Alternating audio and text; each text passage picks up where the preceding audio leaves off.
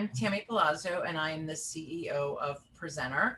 Presentr is a software tool that helps you practice and improve your speaking skills.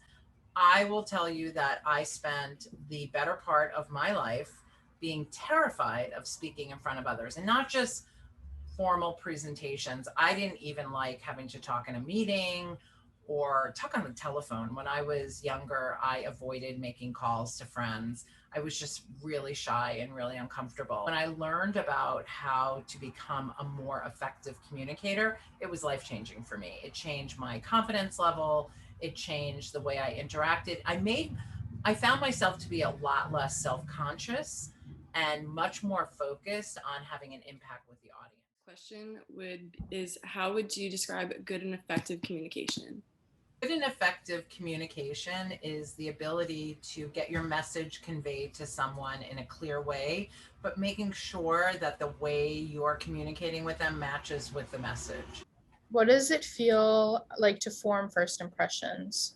Like, do you think it's easier or harder to form impressions over Zoom or in person? Forming first impressions is a really important thing for us to do, and the way we do it really relies upon what whoever we're meeting with, our audience, is seeing and hearing from us.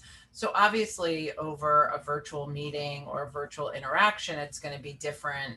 It's going to be harder for me or for someone to be able to form that impression because there's only limited information. If I see you in person, you get to see my entire body. You can read my body language. I can use my body to give you a message. When we're doing it over Zoom, you have a little tiny box of information. And the same is true for me trying to get a sense of somebody else. So if I meet somebody for the first time over Zoom, I'm looking at their facial expressions, most importantly, to determine all the things that I would assess when I was first meeting somebody, whether or not they're smiling or they're frowning, or they're making eye contact with me, etc. Are you conscious of how you are communicating when first talking to somebody?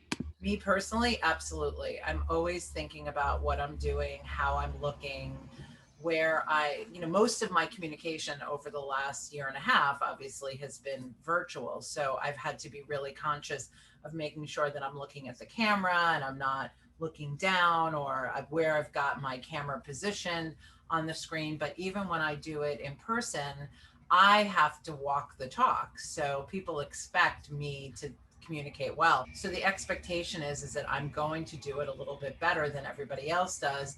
And when I don't, I'm judged more critically than you might be if you didn't do it properly. So have you found yourself kind of, when you're meeting up with your clients, focusing more on nonverbal comm for Zoom meetings rather than in person this past year and a half? Or do you just teach like you would before the pandemic? No, we focus heavily on nonverbal communication. The challenge is that we rely so heavily on nonverbal communication. As speakers. We rely on it to get ourselves comfortable, so we have a sense of how everybody else is doing.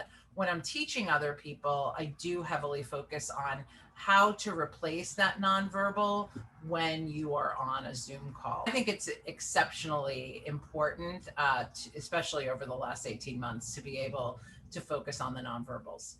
Since COVID is kind of coming to an end, what are your thoughts on returning to being more in person with people? I hope it really changes the workplace, and it changes the way we think about communication and how we can be more effective when choosing how we interact, and not just forcing people to be in the office and have that face-to-face interaction all the time. What are your feelings about presenting over Zoom rather than in person?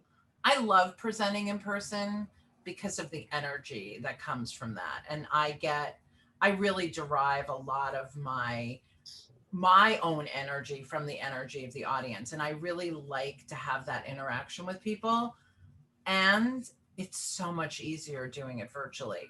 It's less easy in regards to, as I said before, ensuring that I'm getting the reactions that I want to get. I don't know that people are as engaged when it's done virtually, and I have to work harder to make that engagement happen. But it's just easier. I don't have that. I only have to get dressed from the waist up. I don't have to, put on high heels and go visit somebody in person. So the preparation is a little bit easier in that regard. I still have to know what I'm talking about. I still have to show up in a way that I recognize that I have to keep these people engaged and interested in what I'm talking about. So I think it's a very personal issue for people. The fact that they just plop it up on the screen and they don't have to worry about using gestures, or are they looking at their slides and not looking at the audience? There's a lot of things that are easier when you do it virtually. So for me, it's kind of a mixed bag. Of course, I love doing it in person. I love seeing people and talking to people in person, but man, I love doing it virtually. So what are different ways you find yourself communicating with others, like friends and family versus coworkers and employers? And are you like actively aware of the difference? I use a lot more filler words when I'm with friends and family. Yeah. And I curse a lot. So what do you find to be the most effective way to prepare for a presentation? The most effective way to prepare for a presentation is to practice, to say it out loud, not read your presentation in your head, not skim through it, not look at the first few slides in your PowerPoint, but to actually go through the entire thing out loud in the environment that you're going to do it. If you're doing it live and you're going to be standing up, stand up, present the whole thing. If you're going to be over Zoom, practice it and record yourself on the screen using our app or using Zoom to do it so that you really see how you're doing it. Practice, practice, practice, practice, practice. Most people spend less than 2 hours preparing for a high stakes presentation. And when they do practice, they never actually do their whole presentation out loud. The best way to prepare for a presentation is to practice with Presentr, because as one of our clients said, if you're not practicing with Presentr, you're practicing in front of the customer.